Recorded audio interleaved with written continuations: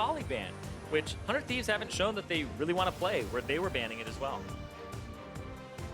Kindred will be down. Nobody wants to mess with Smite fights anymore throughout this game. Get it out of there. Both know they can utilize it to great effect. 16 seconds here as we have second ban for TL and Gangplank. We figured that would go off, and chat was thinking that would be a first pick, so now you might get that tank matchup. Yeah, I mean, the thing is, we've seen that, you know, Gnar was obviously pretty problematic for Impact, despite the fact that Impact won the game. I think Ssumday thrashed him pretty hard up in the top lane, you know, was 70, 80 CS ahead for most of the game, took the turret, etc. That's not a disadvantage that you want to accept going in, so they're not willing to blind pick it themselves first. You also don't want to give it over to Ssumday because Impact hasn't shown that he can punish it, so you're going to have to ban that one away. Yeah, and here, Shen, Varus, also the Olleh is still on the table. Okay, Olleh banned away now. You don't say. Yeah, I looked down because it was As like, soon as it I was like, happened. there was that other one that they were first banning. 100 Thieves were first banning Olleh every single game. Yeah, Braum's still up here as well. Wouldn't be surprised to see a first pick Braum for TL if that actually is left up.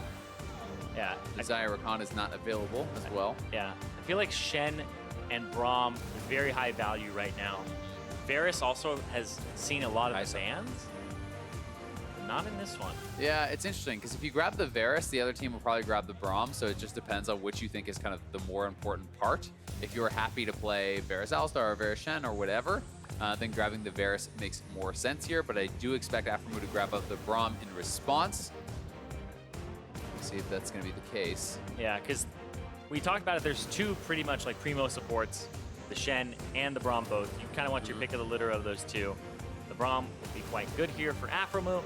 And then the Shen, though, I feel like it helps TL a lot if they get that, because then they can also protect Impact in the top lane from Ssumday if it ends up being a carrier counter matchup, because they are on red side for 100 Thieves. The question just becomes, how much of your lane are you willing to sacrifice? Because I do think that Shen in the 2v2 is a fairly weak laner. And one of the biggest strengths for TL is DoubleLift on Olleh in their lane in the 2v2. So, you know, maybe you're not willing to kind of make that sacrifice to be able to protect Impact a little bit more. Maybe you want to focus a little bit more on your own lane. Well, with what's banned here, the 1 in Braum and the 2 in Rakan for Olleh, looks like Tom Kench might be locked in with that. Ooh, Braum Varus. Lucian. We haven't seen it in quite some time. Oh, now yeah. concussive blows, but an MF locked in here. Yeah, I heard a lot about this as a counter to the Varus, because Varus was pretty much getting banned a whole bunch. Misfortune comes in. It's usually Dark Harvest. You can deal a lot of damage later in the game. She keeps scaling up as time goes on. It's not so much the Comet and the Emax, but that is something that can also be played here. Yeah. But I love this because it's low mobility, and it forces you to usually take a Tom Kench and defend and be on the back foot as the Varus. Will be very interesting because, you know, if you do want to go for more of a lane dominant style, you definitely should go for the Comet, the Scorch, you know, these sorts of style of plays can really make it difficult for Varus. You can poke him out early, but Varus is also a champion that can rush lifesteal, so I have actually seen it fail as well, even with the Comet. If Varus starts Thorn Shield, gets to an early vamp, all of a sudden your poke cannot mean that much. So that is part of the reason that a lot of people often opt into Dark Harvest, as you're saying, better scaling, more burst potential, especially in later stages. Yeah, and pairing it with a Braum means she can just stand there and dish out all this damage that she wants to. Pretty much ulti and not have to worry about getting CC'd with the Sejuani ultimate or the Chain of Corruption. So the Braum in tandem with the Misfortune is trquite good as well. Possible Trundle here. They keep the match for the jungle as it's left up 4 seconds, and they could switch to mid lane lock in, and it's going to be Cassiopeia for Ryu. So it couldn't be a pinch on 100 Thieves jungle as they look at this. This is definitely a really strong matchup for Ryu. This was always kind of considered one of the so-called counters or answers or whatever you want to call it against the Ryze. It certainly can zone out that Ryze, and it can be very difficult for him to actually fight up 1v1 against Cassio because you are a relatively short-range mage, and Cassio really has some powerful dueling. Yep, and right here I like the Tom Kench ban. We talked about it where, hey, the Braum plus Misfortune makes you play on the back foot. You really want that TK alongside the Varus. Not going to have the luxury of that protection. I wonder if it's another Alistar ban to stop them from interrupting the Misfortune later, and that may force Olleh onto Shen or something of the like. And like you called out, the Trundle, that's going to get banned away. And I believe this is Pobelter's first Ryze game of the entire split. It's interesting. I mean, we may just see Poppy again, honestly, if that doesn't get banned out. Gragas is still available if you want that as an answer. It's going to really just depend on the last ban here from TL, what they are kind of prioritizing, taking out of Panda's hands. And as you said, Oh, Zirene is man. going to be the Alistar, so Shen would still be available as one of those tank supports that are considered quite strong. If you want to focus more on the lane, though, they could grab a range support up for themselves. Yeah. I don't know if you even ban another jungler here as TL. Gragas, you know, Take something away from it's Ssumday. like, it just feels like the junglers that are left, the tank junglers, are pretty like Interchangeable. 6, one half dozen. It's like gonna be the same. Yeah, the There's the Gnar, Gnar. I think, is better here. Yeah. We'll see now for the picks. Quite a long phase 2. Teams took their time to get those picks in to the last second. What will be the lock-in here for 100 Thieves side, giving a possible counter up to Ssumday here in the end? Yeah, either it's a counter or you go, we really want Cho'Gath or we really Right, want Ornn, yeah, get right? it. But I don't think they care about the Ornn because there's Braum. So if they were gonna pick anything, it would be Cho'Gath here if they were going top. And I think that... Whoa! Wow. Skarner locked in Okay. for Anda in the jungle, so they do initially give that counter pick to Ssumday, but what a lock-in here for 100 Thieves all around. I think it makes a lot of sense that give that counter pick to Ssumday. We've seen how well he's doing in the 1v1. Really should give him a chance to actually, exploit that matchup, both sides. He's played as the GP and against the GP. He was certainly getting the better of Impact, and why not give him another shot at that Thresh as the lock-in here. Whoa. Into Braum, though, so that can be sometimes tough if you can actually weave it through and get onto the MF. Bring your Sejuani in with the Lantern. There is certainly potential to lock down and take down that misfortune. Yeah, but we talked about how Tahm Kench is to protect the Varus. The Lantern is going to do the same thing, give him mobility, scoot him out of the way. And I love this from Olleh. It's kind of a classic for him. The Morgana, the Thresh are the two that come to mind. And now I really want to see how he performs on this. The bottom lane not backing off, not playing the Shen, and instead saying, hey, they want that lane presence, like you said, Azael. I'm interested to see how much of riding a bike this is for Olleh. No plays on that Thresh throughout this season here. The Morgana and the Alistar and the Kench, the last 1 to 3 plays alike. The Ornn is locked in, and now you hear the crowd. We're wondering what will be against Impact, and it's going to be Ssumday's Aphromoo. Ssumday's Aphromoo, sorry. Aphromoo picked it. Ssumday's Mundo. He picks another Aphromoo. Oh, my word. That's broken. I wouldn't want to play against that at all. Yeah. 50 seconds on the clock as teams have the rest of the time to chat with their coaches on stage, figure out how this will play out. So I actually really love Mundo picked into this. Anytime I see top half of the map is all magic damage, I'm thinking this is a free Mundo game. You look at it, it's Ornn who is doing, a fair bit of magic damage, not really a big physical damage threat. You have Sejuani magic damage, Ryze magic damage. Those are the people that are going to attack you. So it's so easy to rush Spirit Visage, rush Merc Shreds, and not really ever be in threat of dying, and you're going to have pressure from there. Yeah, and even the Varus is going to do a large majority of magic damage, percent HP later in the game. And like you said, he's probably going to go for some life steal early. Maybe Blade of the Ruined King is on the board here to survive the Gotta be, I matchup think. and to deal damage to this tanky Mundo. Coaches once again shake hands. Who will break the series tie first? Now at 1-1. 100 Thieves taking game 1 as Team Liquid came out swinging in game 2, mid-game on. And that's where I feel like Team Liquid has said they have the power, the veterans, knowing how far a series can go and keeping composure. Definitely in the hands of Team Liquid. It's so interesting, hearing DoubleLift talk about the underdog advantage, how he thought that was a real thing. And if you have a bye, he said, you have to practice even harder. You need Sure. to work even harder, or you can get upset. And 100 Thieves took that first game. We're all tied up going into game number 3, and TL are going to have to continue stepping it up. And you talk about upsets. The semifinals on the other side, TSM versus C9. This has been the semifinals of redemption for teams that had lost finals in the past. Cloud9 finally able to get the better of TSM after so many losses in best of 5s in a row. Losing 5 in a row to them. Here, if 100 Thieves are able to win this, go to Worlds and go to the finals, it's that redemption semifinals here for those two teams. You got to expect the team that came into their first split to head to the finals is going to try to do it again with a lot of power. And something needs to be said as well about, as an organization, if you come into the franchise era, you are a new brand that people are not familiar with. They picked up a lot of known names, Aphromoo, Medios when they started, with Ssumday. They came here to win. They built it off of Prawley's back and kind of picking him up first. And Nadeshot was very serious about having an impact in his first year. And if you make the finals in both splits in your debut year, you are saying to your fans, this is a promise. You cheer for us, you won't be disappointed. Well, they picked up a lot of fans in that first split, and they've picked the pocket of many teams. Here, one of those pockets that evaded them was going to be Team Liquid, so they get another chance in this semi-final. We start things off, and it does look like Rikara will be using that Comet E in the bot lane. Yeah, exactly. I was going to point that out. So this is the very lane-focused style. It's more about bullying in the 2v2. You're going to see Scorch, you're going to see Comet, you're going to see looking for that early push and early pressure onto DoubleLift, but DoubleLift, as expected, the response to this, Door and Shield, likely going to rush a Vamp Scepter.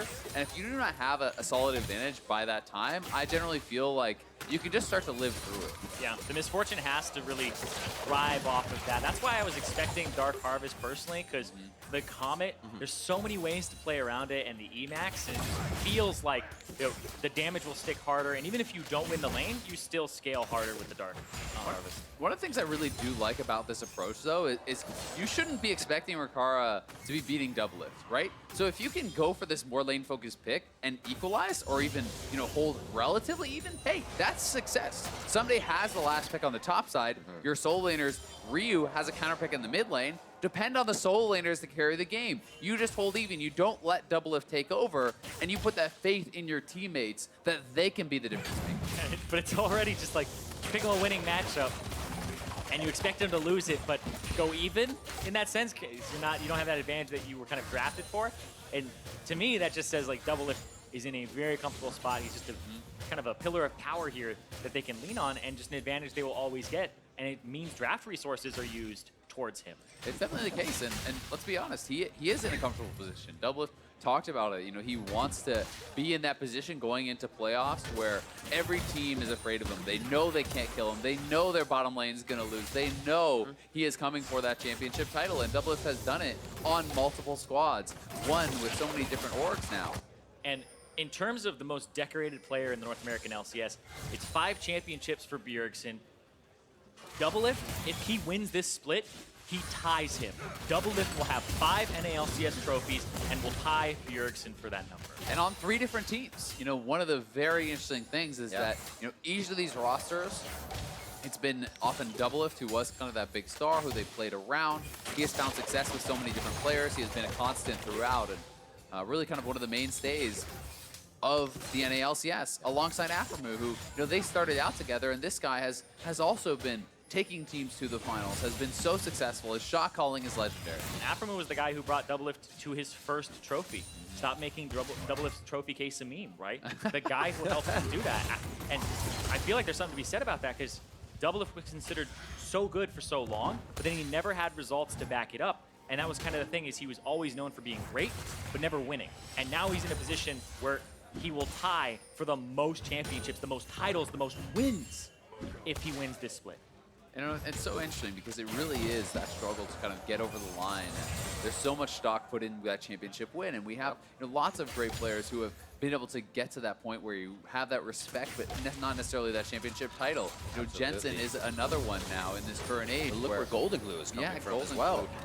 And I feel like for DoubleLift, it's a lot of people will start off, they immediately accelerate, boom, they're in the finals, they'll win it, right? DoubleLift was so far away for so long that instead of hating how much he loses, he's like in love with the feeling of winning. That trophy eluded him for so long that when he got it, he kind of stands by Madison Square Garden, still his favorite day in his life, the happiest that he's been because of that moment. He went on to win other championships and said this is still the happiest day, is that one day in Madison Square Garden where he got his first one. Still quiet in the beginning of the Rift as we reminisce of both Team Liquid and 100 Thieves, where these players have come from and how much of a journey they have actually had. It's quite amazing to see here. Still, as high caliber players, like we were saying, Aphromoo, DoubleLift, being able to bring multiple teams to this position, prove their worth. Ryu and Pobelter back and forth in the mid lane as the machine gun mages in Cassiopeia and Ryze. Can't wait to see what these two have for each other as we get into the mid-game and end-game fights. And it'll be interesting to see how this lane is going to play out as we go forward. Pobelter is low on mana, so if you can get a preferential back, they're actually using this more just the pressure they have in mid and bot to go for the early dragon, which would be really nice. And Skarner does excel at soloing dragons with the Spire. Yep, has the Spire, has his 2 jungle items, and the Predator boots, but if it's a check here from Xmithie, it would deter it, but there they go. Smite will keep him healthy at just the right moment. Hopefully.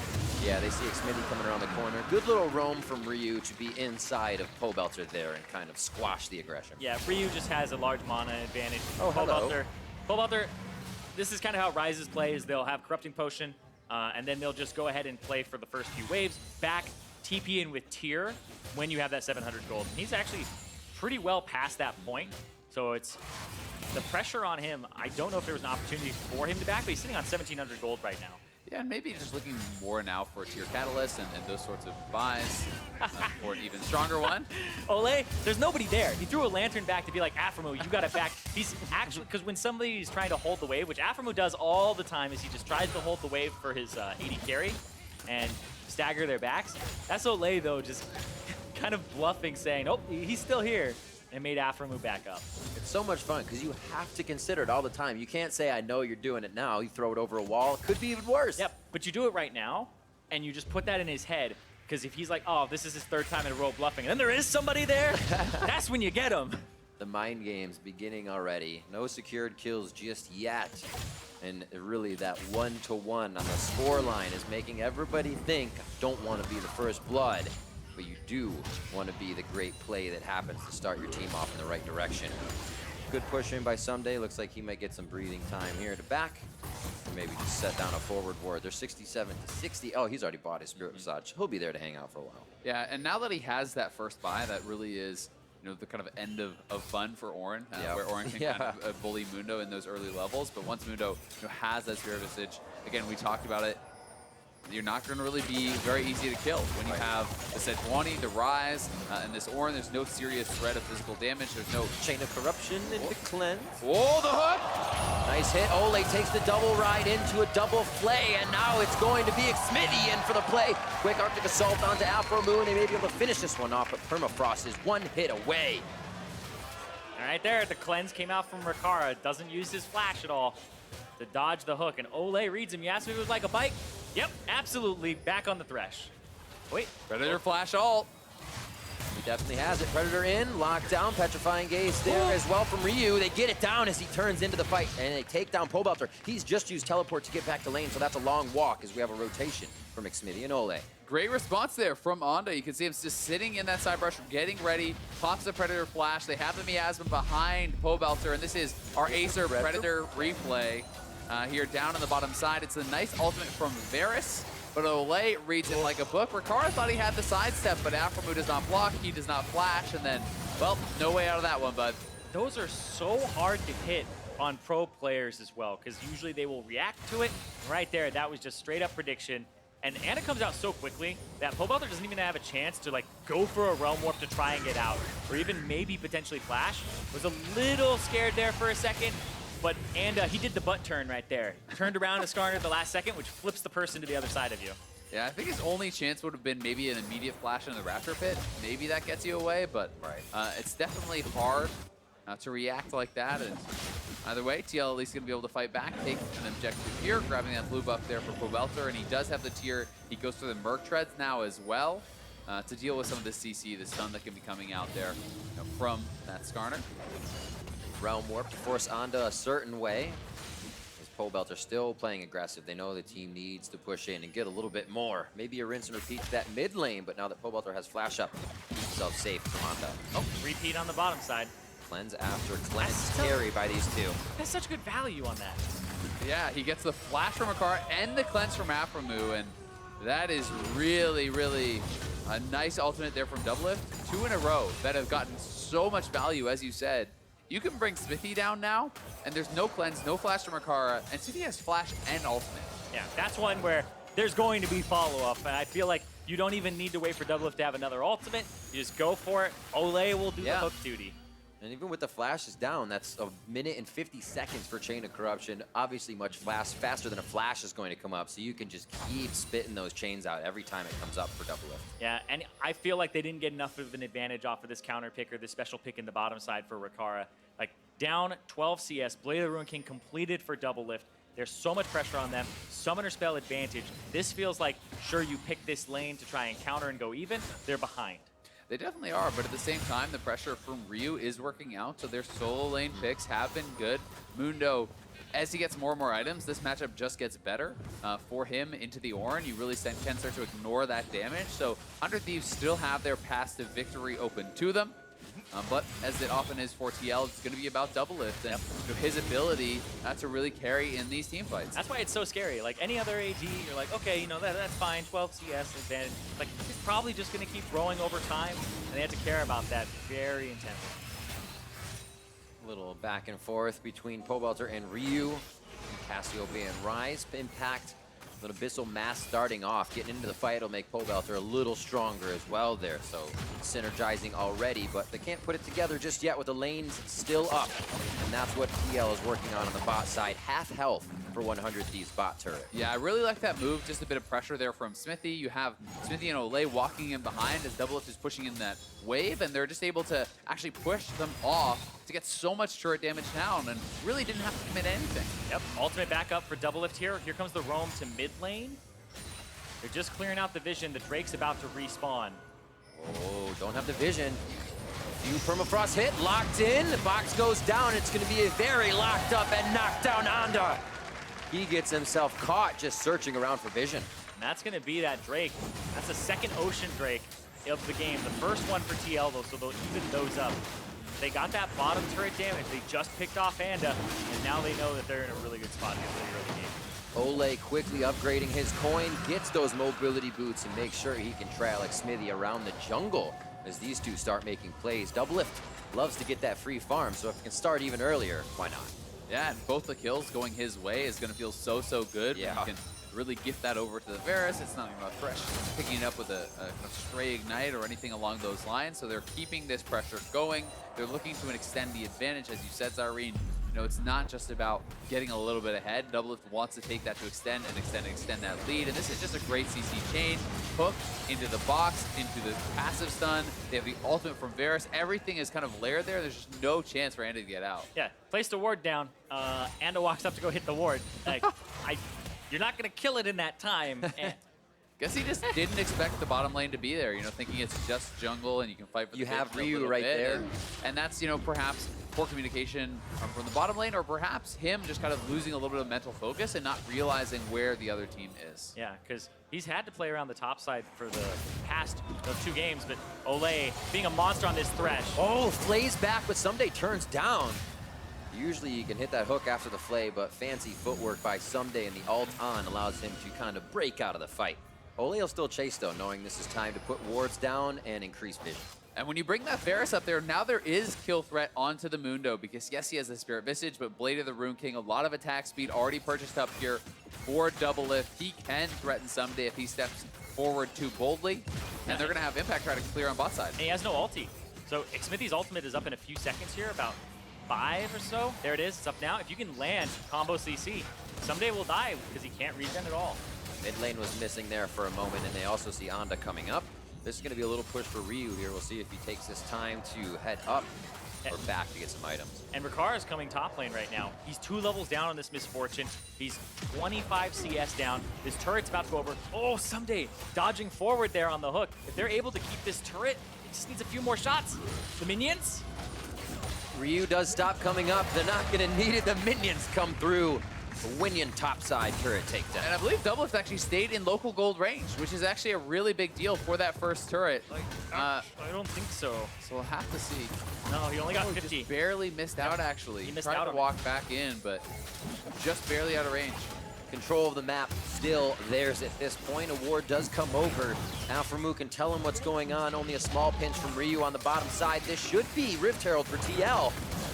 But Ryu just missed on the Glacial Prison, but it does zone him out of doing anything to that Rift Herald takedown.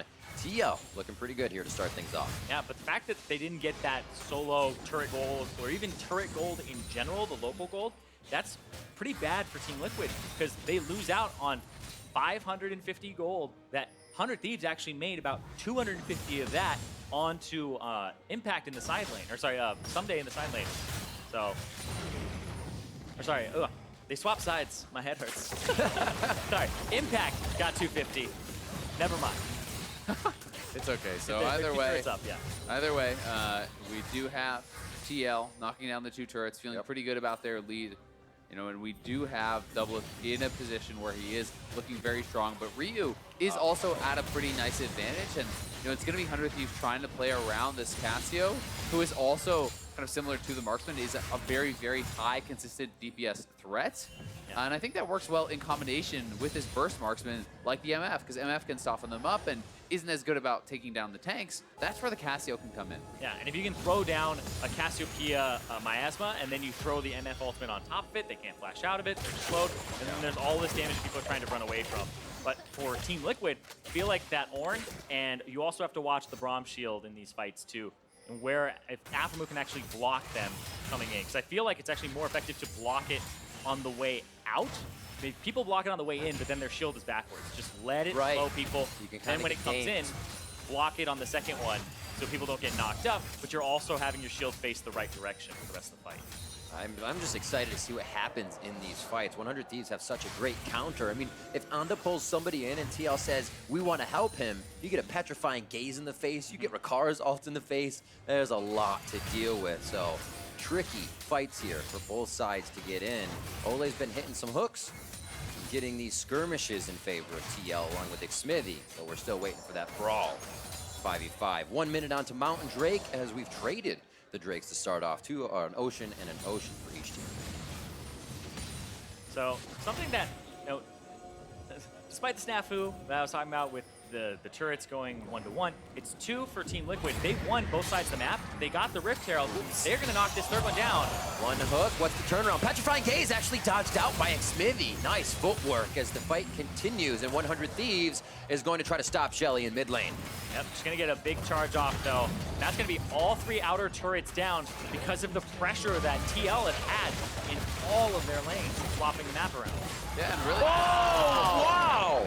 You've got to give a lot of credit mostly just to the bottom lane, though, because their solo lanes were losing, but the bottom lane takes their pressure, goes top, gets pressure there. That frees up impact on the bottom lane to get that on that side of the map. And while their bottom lane is top, Xmithie grabs that Rift Herald, right? So it's DoubleLift and Olleh moving around the map, affecting all 3 lanes, knocking down those outer turrets, and definitely a big deal there for TL, but 100 Thieves aren't so far behind. They really do still have very strong solo laners. They're going to have their chances. And you really, really want this Mountain Drake as 100 Thieves. It increases your Baron pressure with a Cassiopeia later in the game. They want this, but right now, Pobelter is topside. He's probably going to get this tier 2, or he's going to TP in. Eyes on Afro's ult to stop the fight. Watching Xmithie for the Glacial Prison. It is out. The teams are up, and Aphromoo's right in the middle of the fight with Anda. They're low. Aphromoo now gets himself to safety, and we're looking for DoubleLift. He goes down. Rikara goes down as Ryu is now getting himself caught up in the fight. Team Liquid stepping up big on that one as it is just a dog pile around Mountain Drake. 4 for 0 there for TL. They take full control, and they are going to be able to march down mid lane here, look for a tier 2 tower as well. TL really putting a stamp on that one. Yeah, 100 Thieves behind say, we have to do this. They started up. TL, 100% ready for it. They don't go for that top tier 2. They go for the TP, and it made a big difference because they are rewarded with the Dragon. They are also rewarded with the tier 2 mid. Here it is again.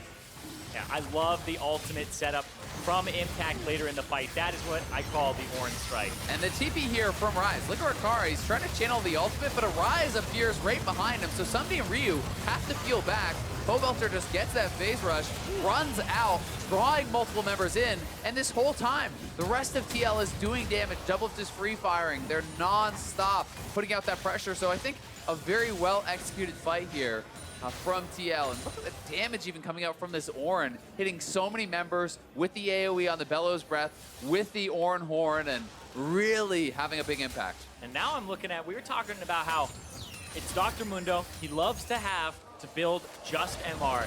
He's going up against this Varus, though, that is winning that lane, so he has played a Root King, does a lot of physical damage. On the flip side of it, Team Liquid are going up against a Mundo, a Cassiopeia, and then this MF that is very behind. That Abyssal Mask Warmog's combo for Impact made it so that Cassiopeia was doing barely anything to him. Yeah. And then you even have Xmithie, who threw Adaptive Helm first completed item after Cinderhulk. Yeah, I mean, the MF is not going to be the one to kill off these tanks, right? It's more about the burst. It's about backline access with that ultimate onto DoubleLift and onto Pobelter. And in that last fight, wasn't able to get a good ultimate on either of those carries. Impact 2-0-2 from having a decently behind lane. 2-3-0-2 for DoubleLift as he is still in that being fed the resources position behind Olleh here with a strong front line and Impact. They're able to take down Ondo right away. Glacial Prison misses, but that doesn't seem to deter them too much. They hesitate, but they call through the Force God, and the fight continues. Flash forward for the Permafrost, and they are going to lock down Rio and Aphromoo. Stopwatch for Aphromoo to buy him a bit more time, but Rikara has to turn tail and head home. This is a Team Liquid looking game, baby. This is what we were talking about. The other games, slow in the mid game, kind of calculated. This one, full on brawling, fighting as much as possible, and that's where Team Liquid are excelling. And not only are they on the Baron, they're trying to get the inhibitor turn at the same time at 22 minutes. This is how confident they are with their position in this game. Anda's back up. No way he's going to make it there in time. Nothing for them to do, really, but watch this Baron fall. Experts at chewing gum and walking at the same time. That's called the optimization. 9-1 and a Baron. Now for Team Liquid, just 22.5 minutes in to Game 3, the semifinal. And this gold lead is just ridiculous this early on. Anda wants to go on to Impact. Beautiful hook from Olleh, but even if you got the ultimate on him, there's not enough damage there. Yeah. It was a good try from Rikara, but the team comes in. Impact has his ultimate and says, hey, we can look for this. Yeah, and that's such a good setup there. As soon as the Braum shield was down, he calls it in. There's nothing they can do about it. The flashes are down on Ryu, and really, they're just running house over them with Impact being able to reach with the ulti after. And credit to Ryu, I mean, he had a three-man ultimate stun. He was pumping out the damage, but there's not enough left in the tank. Mundo is not there. Rikara has no ultimate. You've already lost your other frontliner. They're not going to be able to win from that position. And now, for TL, they just have to close it out. You are so far ahead, so far early. Next step, knock out the rest of the outer turrets, get that gold lead even bigger, and really start to look for that final fight they'll need. And with tanks this fed on the side of Team Liquid, it becomes almost hopeless. You get that sense of dread when you're playing against it as a carry, either the Cassiopeia for Ryu or Rikara. When you start hitting these tanks for 4 or 5 seconds and you've only done 10%. It's a brick wall. Exactly. Like, Impact can just soak forever.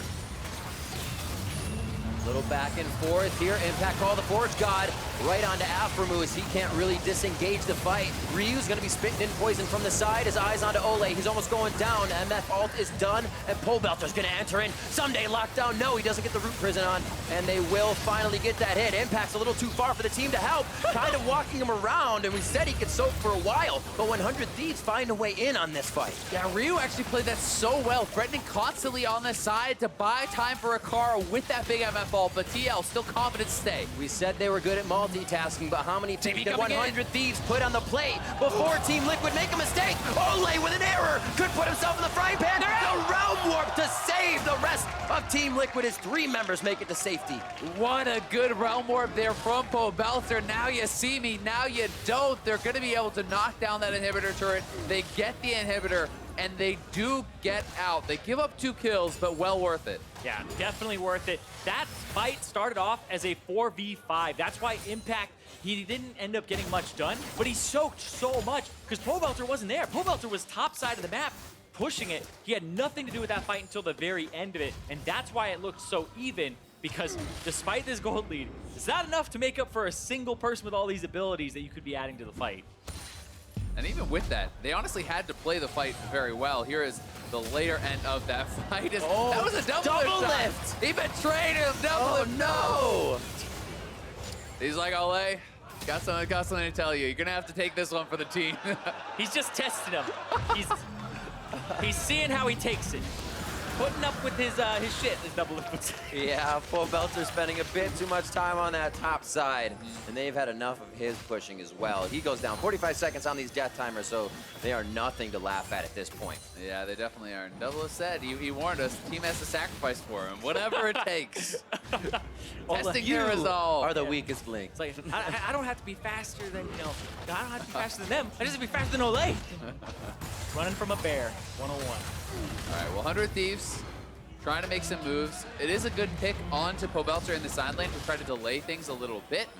You know, that is one of the ways that they can slow down this game and find time for their carries to get those items, because you have to feel like Ryu needs, at the very least, a Void Staff to get through that front line in a reasonable amount of time. So they want to get picks in the side lane, give time for Cassio to farm, give time for Rikara to hopefully catch up. Yeah, and Rikara, he's going to need his Edge of Night and Black Cleaver. I'm so surprised he has not gone for Black Cleaver here, and he went for another lethality item. It feels like 100 Thieves are just banking on kill, double lift, and then that'll be the fight. But I feel like there's so much more coming out of everybody on this team from TL. Yeah, there definitely is, and I think that strategy can make sense, though. You know, he's supposed to be the backline threat, zoning them out while Cassio kills that front line, and then I can respect that 1-2 punch, but they're down in gold and they don't have all the items they need yet. And this is the least we've seen from Onda. The Skarner pick is not allowing him in. He's not allowed to be as aggressive, and he's not even getting any flash pulls.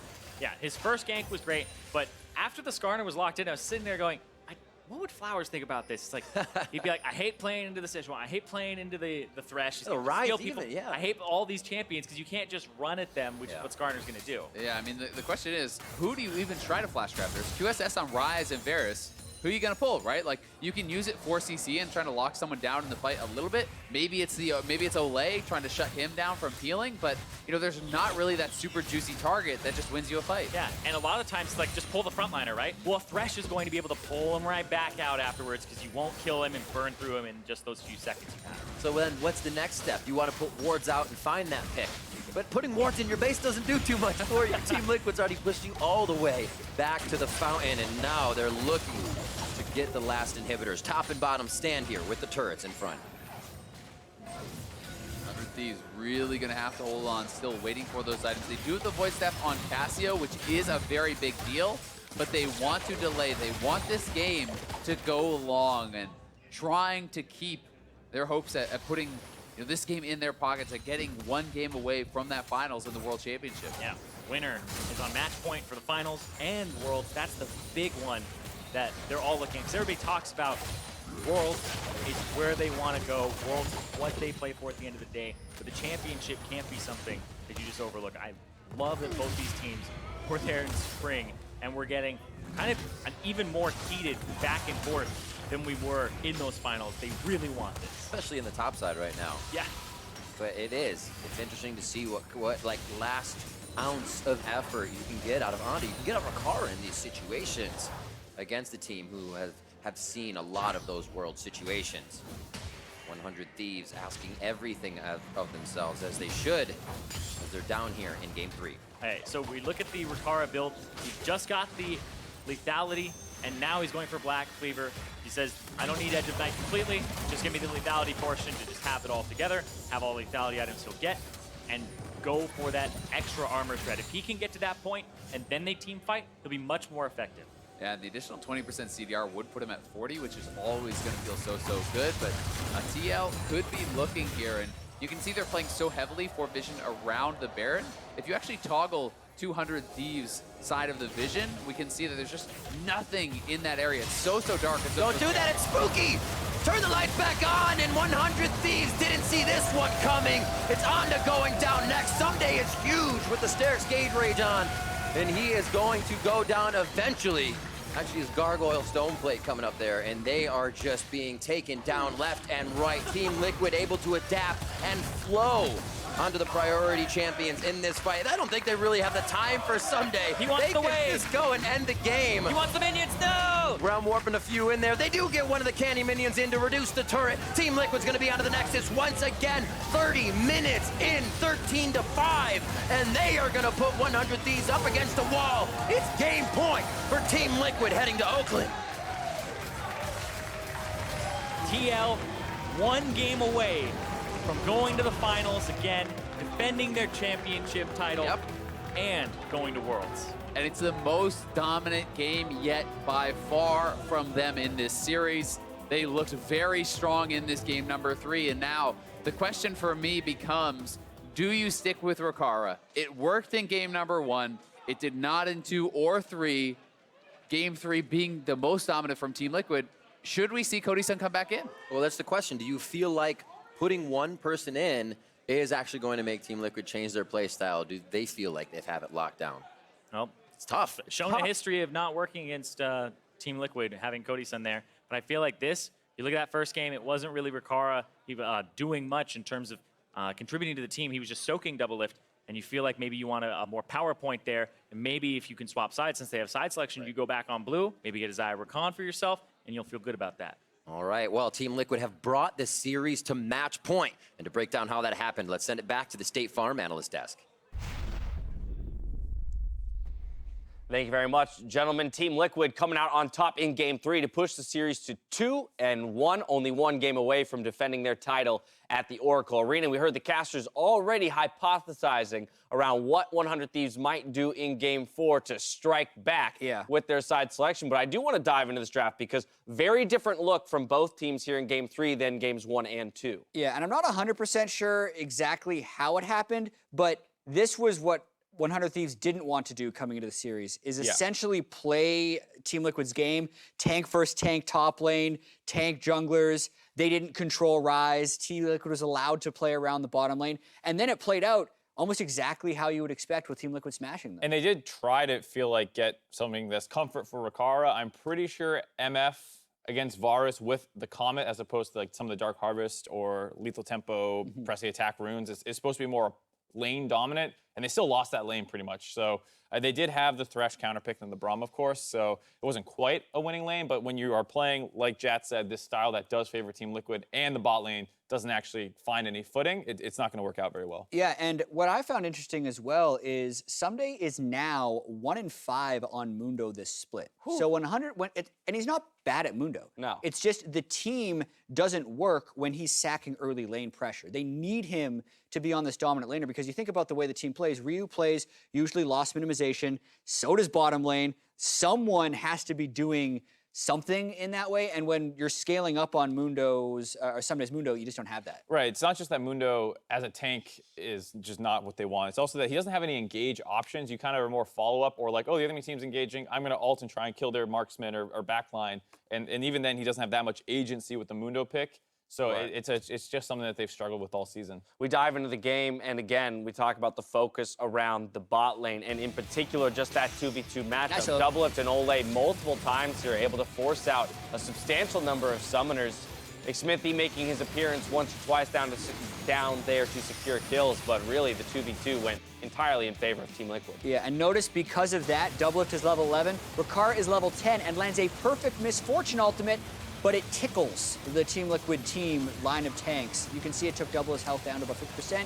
Then Ryze teleports in behind them and crushes them. But that is kind of a continuation of the early game. Right, if the MF had won the laning phase and you're getting a 3-man ultimate off, you think that's actually gonna look really good, but not the case here. Another decent ultimate, but there's just so many tanks, and a lot of the times the DPS of Team Liquid was not also getting caught in it. So the way this comp, from how I see it's supposed to work out, is you have the Skarner pull in a priority target, or at least someone that's relatively important, and then you put a miasma down on top of them, you shoot an MF ult on top, and suddenly they're scared to try and help out this person that you've isolated. But because the fights were never starting on their terms and they were behind, the MF ultimate was only just deterring the engage that was going to come through anyway. That was a hilarious and somewhat sketchy moment. Yeah, that was it was looking like a very clean Team Liquid win, and ultimately it was one of the cleaner that they put together recently here. But I think it's an interesting point where we look at that team fight and the Rikara ultimate, and we talk about how the early game affects that fight in particular, right? Yeah. The carryover from the lane phase can actually impact those team fights so greatly. And funnily enough, I'm sitting here saying that might have been Rikara's best game of the 3 games so far on the day, but just wasn't set up for success as a result of the losing lane. Yeah, and you talk about, what can they do heading to the next game, and we heard the desk kind of speculating about a substitution for Cody, but he's not actually even here at the studio, I'm almost positive, so that it's not even like an option to move back to the guy that you've put the better part of 2 splits worth of effort in. So this is a scary situation for 100 Thieves fans. Yeah, and TL is completely in the driver's seat right now. Oh, yeah. The one thing that 100 Thieves has that Zirene mentioned is that they do get to change the side selection to hopefully change the draft a little bit, because as the games have trended, it was 100 Thieves, TL close, and then that one, 100 Thieves just got smashed. Well, I hate to disappoint, but 100 Thieves with side selection will remain on red side. So they don't think that the blue side priority is necessarily the biggest factor in coming back into this series. I mean, maybe it's basically them saying, like, we had red side here and we ended up with the exact same team comp as them. And, like, you are not going to beat them by team fighting with a better comp and better lane. Like, you know, you get the Ornn versus the Mundo matchup. You know, if we're talking about the TSM C9 series, I'm like, that's actually not that bad of a counter pick because it's going to be resolved through team fighting and you might go even in other places. In this series, you can't counter pick into the same comp and then expect to really outperform TL on 100 Thieves side. Yeah, but with that being said, if they stay red, I'm just kind of going over my head, what would they fix? I thought TL's phase 2 bans were really effective. Perfect. I was going to say. They were able to get rid of Trundle and Gnar. I think if TL is hoping the draft goes mostly the same and they move those picks up into phase 1, they leave Cassiopeia, they let Ryu get banned out. But then if they can get Trundle into Sej, right? If they can get Gnar blind with GP banned and just see if Impact is able to win with the tank, that's probably why they would stay red side. All right, there you have it. A couple of thoughts from our analysts here. Team Liquid are 1 win away from going to the finals and guaranteeing their spot in the World Championship. We'll see if 100 Thieves can thwart their efforts when we return. We'll see you soon.